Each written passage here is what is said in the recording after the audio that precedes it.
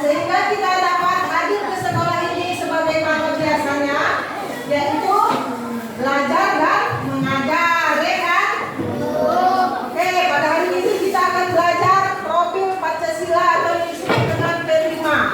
Jadi sebelum kita memulai pelajaran, terlebih dahulu marilah kita berdoa yang dipimpin oleh ketua kelas. Coba. Teman-teman, mari kita membaca doa Fatihah. Doa dimulai.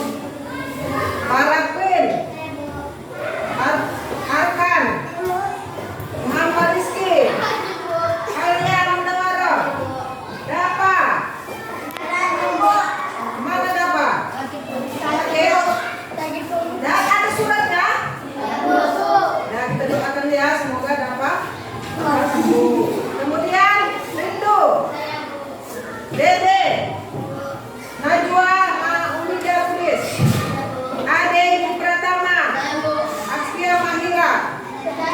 Sudah ya. Jadi ada kawan kita, satu orang yang tidak datang karena sakit. Kita doakan semoga teman kita cepat. Dan kita masukin materi, yaitu hari ini kita belajar mengenai profil Pancasila. Ini adalah pelajaran kamu ya. Pengenalan materi yaitu P5 atau yang disebut dengan proyek penguatan profil Pancasila dan profil pelajar rahmatan lil alamin. Temanya yaitu gaya hidup berkelanjutan dengan topik ayo budayakan kebersihan. Jadi sebelum kita lanjut materi, terlebih dahulu Ibu akan menerangkan apa itu nilai-nilai proyek penguatan profil Pancasila yang harus kita miliki. Terutama mengenai tema kita hari ini ya, yaitu pertama, beriman dan bertakwa. Beriman dan bertakwa ya, pada pelajaran kita ini ada hubungannya dengan beriman kepada Tuhan. Kenapa Ibu bilang begitu? Karena orang yang bersih itu adalah orang yang beriman kepada Tuhan.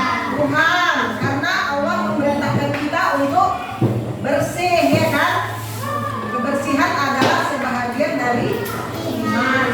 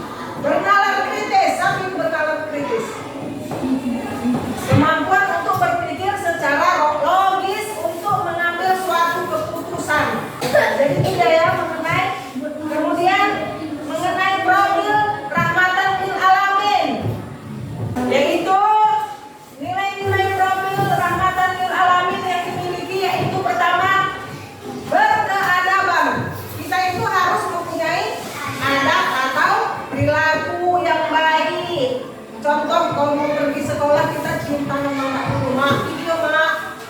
Itu namanya berkeadaban, ya kan? Jangan kamu tiba-tiba kabur aja tanpa permisi sama mama, langsung kabur. Mamanya udah kecarian. Sampai di sekolah kalau jumpa guru bagaimana? Salam, cium tangan bu. Itulah dia contoh keberadaban. Kemudian keteladanan. Nah, keteladanan ini juga harus kita tunjukkan di dalam kehidupan kita, yaitu teladan yang baik atau budi pekerti yang baik, tingkah laku yang baik. Jangan ke sekolah pagi-pagi sudah berantem, itu namanya tidak teladan. Kita tunjukkan perilaku yang baik. Contohnya, misalnya kita dapat giliran piket, langsung aja kita ambil sapu, kita sapu kelas tanpa disuruh, ya kan? Itu namanya memberikan teladan yang baik. Kemudian kewarganegaraan dan kebangsaan. Kita ini adalah warga Indonesia. Jadi kita itu harus bersifat kewarganegaraan, yaitu saling menghargai antar teman. Jadi itu dia ya. Kemudian yang selanjutnya, sebelum kita masuk pelajaran yang akan kita bahas, terlebih dahulu agar kamu fokus, kita akan tepuk teacher briefing. Coba perhatikan ini semua. Jangan ada yang cerita. Dengar ya. Tepuk 1, tepuk 2, angkat tangan, tangan kiri, pegang pundak, pegang perut, pegang telinga, tangan kanan. Nah, itu kan ya, berarti harus masih fokus, masih konsentrasi untuk menerima pelajaran kita pada hari ini. Kemudian yang selanjutnya kita menyanyikan lagu Profil Pancasila.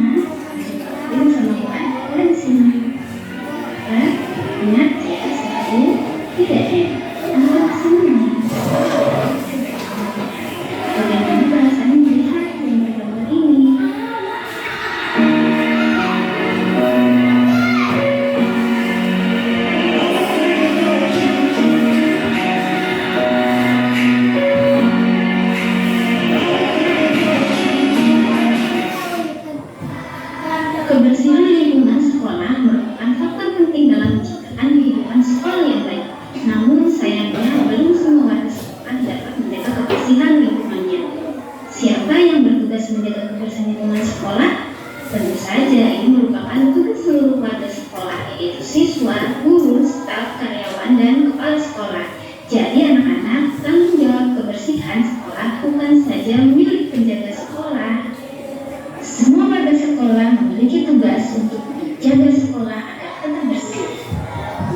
Kira-kira ketika kita di sekolah, selalu saja ada titik kotor di sekolah. Di mana saja ya titik kotor di sekolah itu? Yang pertama, biasanya di kamar mandi. Kenapa? Karena kamar mandi adalah salah satu tempat yang selalu digunakan oleh warga sekolah.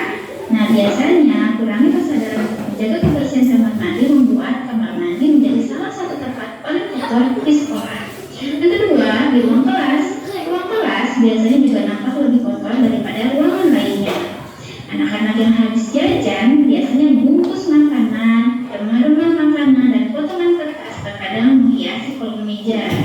Siapa yang suka membuang sampah di kolom meja? Mulai sekarang jangan lakukan lagi. Selain itu, ada juga siswa yang suka mencoret-coret meja ataupun tembok kelas, sehingga ruangan ini tampak kurang enak dipandang. Yang ketiga, di area sekitar tempat sampah. Sampah yang membludak menjadi salah satu penyebab sekolah menjadi kotor. Selain itu, beberapa siswa biasanya melempar bungkus makanan ke arah tempat sampah, tapi tidak peduli apakah sampah tersebut masuk ke bak sampah atau tidak. Berikutnya, saluran air depan kelas. Nah, di saluran ini juga biasanya menjadi tempat yang kotor di sekolah. Kenapa? Siapa yang tidak menyapu kelas tapi mengarahkan kotoran ke saluran air? Biasanya siswa yang kurang menyadari kebersihan lingkungan sekolah, dia akan membuang sampah saat dia menyapu di kelas ke saluran air. Mereka kurang menyadari pentingnya kebersihan saluran air. Jika saluran air tidak berfungsi dengan baik, maka kemungkinan akan terjadi peningkatan saluran air dan bisa membuat air sekolah kita menjadi banjir. Berikutnya, selain tadi tempat-tempat kotor yang ada di lingkungan sekolah, kita juga harus tahu bagaimana cara agar sekolah kita tetap bersih, yaitu dengan cara menjaga kebersihan lingkungan sekolah. Yang pertama, anak-anak ingat ya, kalian harus selalu melakukan piket kelas. Melakukan piket kelas adalah salah satu tindakan efektif untuk menjaga kebersihan lingkungan sekolah. Jika kalian mendapat jadwal piket, kalian harus membersihkan. Nah, demikianlah video tentang pelajaran kita hari ini ya. Kemudian Ibu akan membacakan tujuan pembelajaran tentang budaya dan kebersihan, yaitu tujuannya adalah siswa mengetahui cara membudayakan kebersihan dengan membuang sampah pada tempatnya. Tujuan kedua adalah siswa diharapkan mampu mempraktekkan budaya kebersihan di lingkungan sekolah. Mengerti kan? Nah, kemudian Ibu akan masuk pada materi selanjutnya, yaitu mengenai pengertian kebersihan. Apa itu arti kebersihan? Kebersihan adalah keadaan bebas dari kotor, debu dan sampah serta bau. Itu aja bersih. Bebas dari kotor, sampah dan debu. Jadi kita pun harus membudayakan sifat bersih ini. Contoh di dalam kelas, kalau ada kaca yang jorok berdebu itu bersih atau jorok? Jorok. Maka sebagai siswa kelas 4 kita itu akan harus membersihkan kaca tersebut agar kita terhindar dari kotor, ya kan? Kemudian di dalam Islam juga menganjurkan kita untuk bersih. Yaitu apa? Kebersihan adalah sebagian dari iman. Jadi kalau orang yang bersih itu bagaimana itu? Termasuk orang-orang yang beriman. Kemudian titik kotor di sekolah. Apa itu biasanya yang kotor di sekolah? Toilet, ya kan? Kemudian yang kedua apa? Ruang kelas. Ruang kelas juga kadang ada juga yang kotor. Pagi dari sapu piket, nanti siang istirahat. Ada anak-anak yang tidak bertanggung jawab, ya kan? Buang sampah sembarangan. Bekas jajannya disimpan, dibuang ke kelas. Itu bagus atau tidak? sudah belajar tentang budayakan kebersihan, maka sebaiknya kita itu membuang sampah di tempatnya, ya kan? Kemudian selanjutnya yaitu mengenai manfaat menjaga kebersihan lingkungan sekolah apa? Satu adalah menambah semangat belajar. Kalau kelas kamu rapi, kamu semangat atau tidak belajar? Kalau kelas kamu misalnya berantakan, banyak sampah, apalagi ada sampah-sampah yang menimbulkan bau, kamu nyaman atau tidak? Tidak ya. Jadi yang menjaga kelas kamu ini siapa? Ibu tanya dulu. Ya kamu sendiri ya kan, yaitu warga yang ada di dalam kelas ini. Tak mungkin anak kelas 1 yang menjaga kelas kamu. Makanya kita harus mempunyai kesadaran kalau kita itu harus budayakan kebersihan. Baik di mana aja kita berada, baik kebersihan badan, baik kebersihan rumah kita, baik kebersihan sekolah maupun kebersihan kelas, harus kita budayakan, kita biasakan dalam kehidupan kita sehari-hari. Kemudian terhindar dari penyakit menular. Kalau kita bersih, kita itu terhindar dari penyakit menular. Kalau misalnya ada di sini sampah menumpuk, sampah itu udah banyak lalat-lalatnya, itu bisa menular atau tidak itu yang dibawa lalat itu? Nyamuk-nyamuk banyak misalnya, itu bisa menimbulkan penyakit. Makanya kita harus menjaga kebersihan. Kemudian lingkungan sekolah nyaman dan sehat. Kalau itulah manfaatnya ya. Kalau lingkungan nyaman dan sehat, kita pun berada di sekolah ini menjadi betah, ya kan? Kamu berada di sekolah ini berapa jam? Mulai dari jam setengah 8 sampai jam 12. Berapa jam itu? Kurang lebih 6 jam. Karena kita berada di sekolah kan? Makanya mari kita ciptakan sekolah yang bersih dan rapi, supaya kita berada di dalamnya itu merasa nyaman. Kemudian ini yang terakhir, yaitu cara menjaga kebersihan sekolah. Bagaimana caranya? Ya, melaksanakan piket kelas. Kemudian yang kedua apa? Membuang sampah pada tempatnya. Kemudian yang ketiga apa? Ya, menjaga kamar mandi sekolah. Kalau sekolah kamar mandi sekolah kita jorok, bagaimana? Nah, sendiri yang susah ya kan? Mau ke kamar mandi kita mau yang kecil, bau, jorok, kita sendiri yang susah. Makanya mari kita sama-sama menjaga kebersihan sekolah kita ini. Kemudian yang keempat, mengurangi sampah plastik.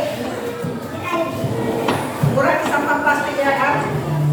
Sekarang ini lagi dibudayakan sekali mengurangi sampah plastik, tapi kenyataannya sampah plastik masih tetap banyak di mana-mana pun kita berada, sampah plastik banyak bertaburan ya kan?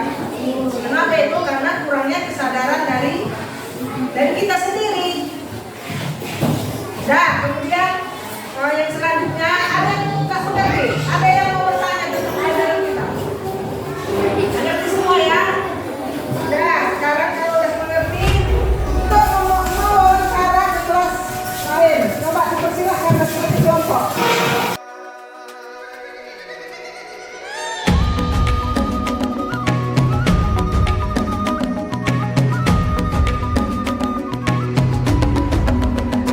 Bangun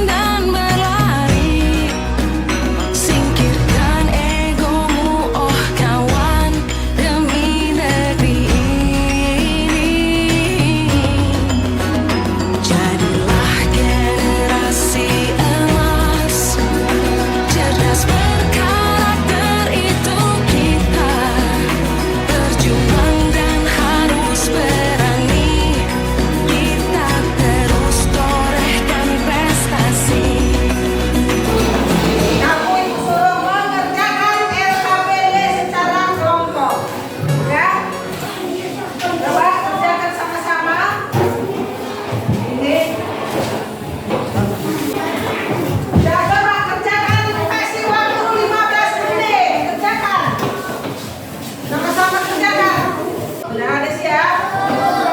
Nah, sekarang coba kelompok 1 dulu mempresentasikan hasil diskusinya. Maju ke depan.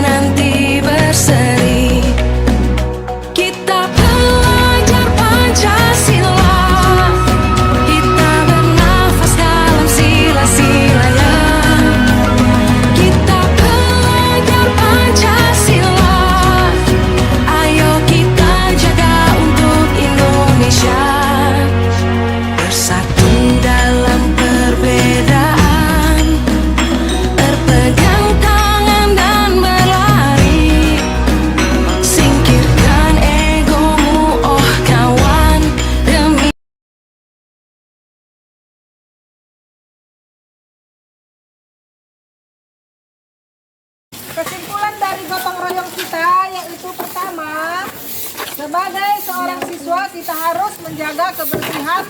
Bersihin apa aja? Rumah pertama, kemudian sekolah, kelas, dan menjaga kebersihan diri kita sendiri. Kemudian yang kedua bahwa kebersihan itu adalah sebahagian dari iman. Jadi kalau kita umat Islam, maka kita itu harus menjaga kebersihan mulai dari sekarang, ya kan? Jangan ada yang jorok-jorok lagi. Kemudian yang ketiga, manfaat dari sikap bersih. Apa itu manfaatnya? Pertama, kita akan merasa nyaman berada di tempat yang bersih, terutama lokal. Kalau lokal kita bersih, maka kita akan belajar dengan tenang, ya kan? Nyaman. Kemudian apa lagi manfaat bersih? Apa lagi manfaat bersih yang selanjutnya? Terhindar dari penyakit. Kemudian yang selanjutnya apa?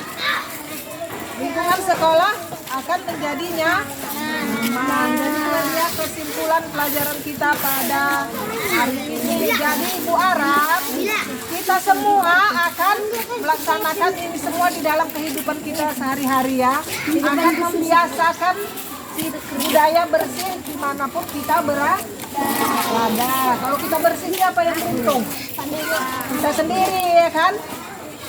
Udah, demikianlah pelajaran kita pada hari ini.